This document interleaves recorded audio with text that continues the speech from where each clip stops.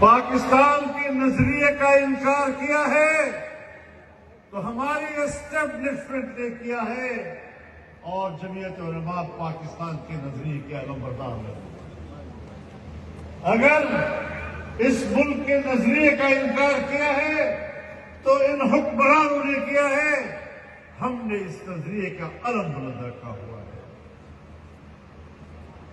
اگر لا الہ الا اللہ کا نعرہ لگا تھا، آج بھی اس نعرے کی آواز ہم لوگ ہیں۔ تم نے تو اس نعرے کو خاموش کر دیا، اس نعرے کے ساتھ دھوکہ کیا۔